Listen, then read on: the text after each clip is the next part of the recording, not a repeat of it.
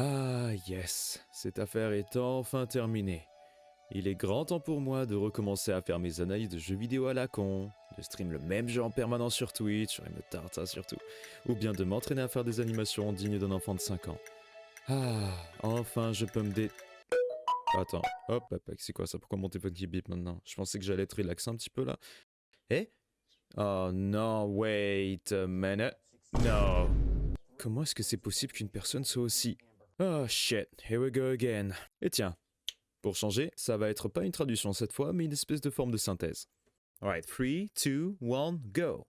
Hélène a été interviewée. Est-ce que votre client vous fait appel? Oui. Et elle a plein de evidentiary issues qui... Oh merde, vite, internet. Ok. Et on va dire que c'est des preuves, j'y connais absolument rien.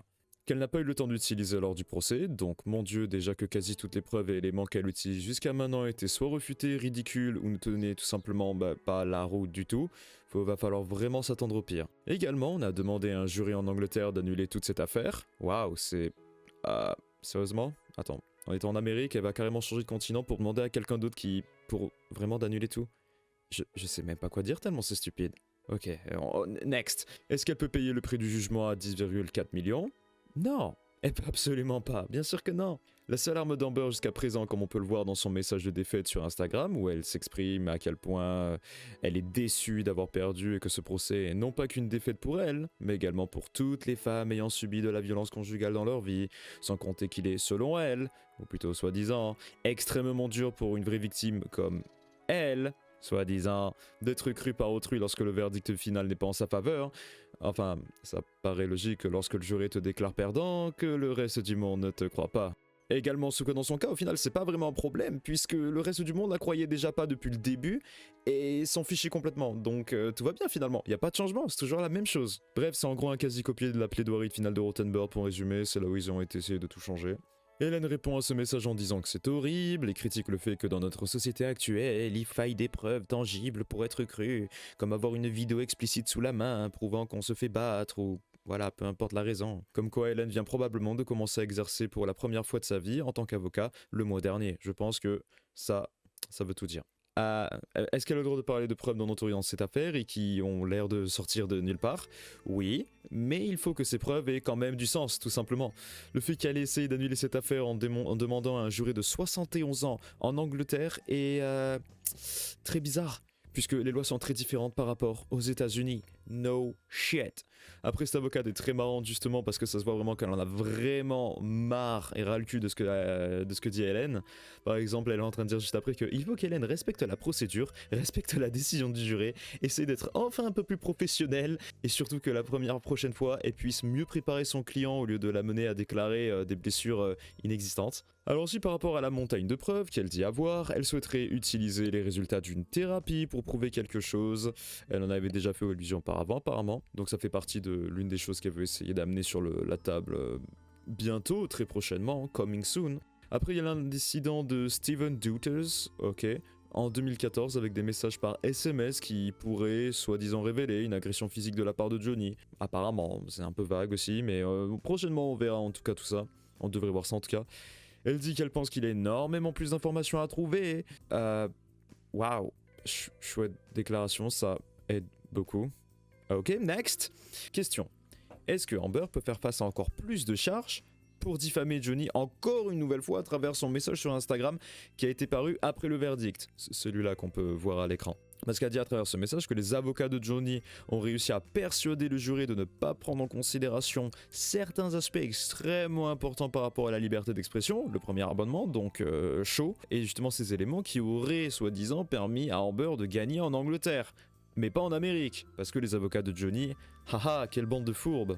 C'est possible, comme dit cette avocate, mais elle ne pense pas que les avocats de Johnny vont s'embêter à recommencer un procès pour ça, parce qu'encore une fois, y a pas que ça à foutre. C'est vrai que ça ne collerait pas avec la croisade de Johnny, qui en plus qui souhaiterait uniquement regagner son honneur.